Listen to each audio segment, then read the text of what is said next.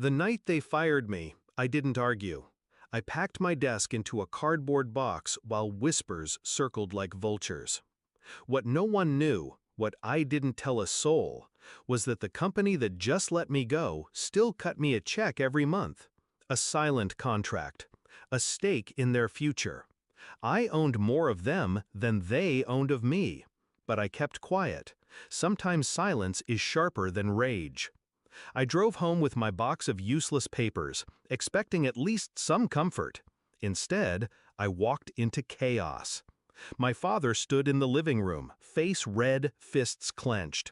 "Pack your bags," he barked. "Failures don't belong under my roof."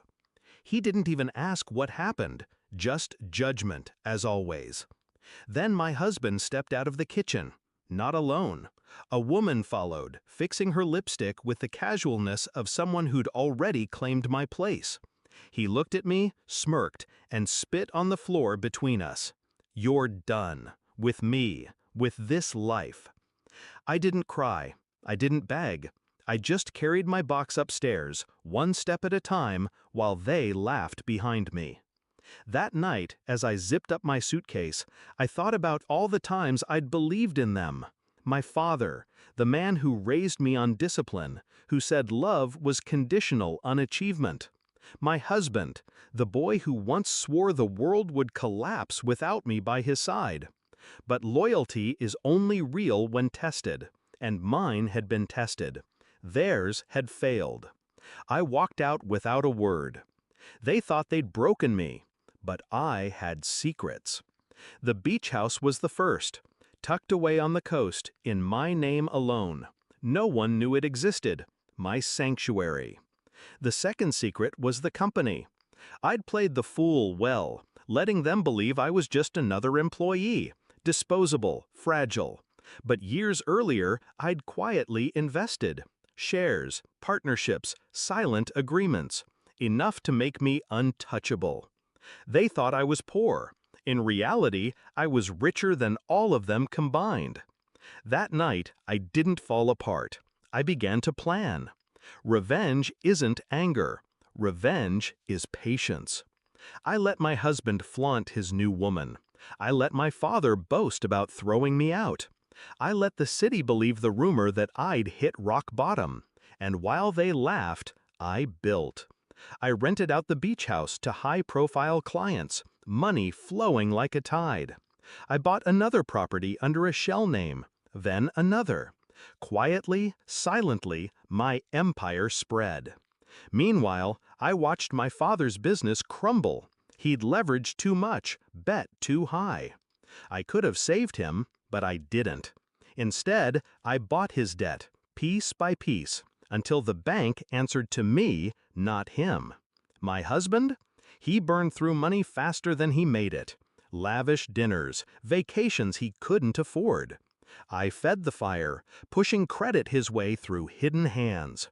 The deeper he fell, the sweeter it became. The confrontation came 2 years later. My father showed up at my office unannounced. Not the home office he remembered, no. A glass tower downtown, my name etched into the marble of the lobby. He looked smaller than I remembered, tired, hollow. "I need help," he said, voice cracking. "The bank owns everything." I leaned back in my chair, calm, collected. "No," I corrected, "I own everything." He froze. Confusion first, then realization. His empire was mine now. The same daughter he'd thrown out had been signing his checks for months. I didn't yell. I didn't gloat. I just let silence sink its claws in. That silence hurt more than any insult. My husband came next. He found me at a charity gala. He looked older, bloated, desperate. His new woman was gone, replaced by a bitter loneliness. "Please," he whispered, grabbing my wrist. "I made a mistake." I smiled, slow and deliberate. "You made several."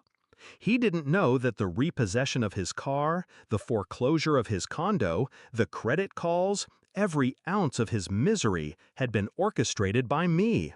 Step by step, I dismantled the life he thought he'd built on my ashes. I leaned close enough for only him to hear. Do you remember spitting on me? The night you replaced me in my own home? He swallowed, eyes darting, shame flooding in. I left him standing there, humiliated, while the crowd whispered. The sweetest part of revenge isn't the destruction, it's the revelation. Watching them finally see who I am, what I've become, what they threw away. My father lives in a rented apartment now. He sees my name on every building he passes. My ex-husband lives in shadows, drowning in debts he'll never repay. Every time the phone rings, he wonders if it's another piece of me tightening the rope. And me?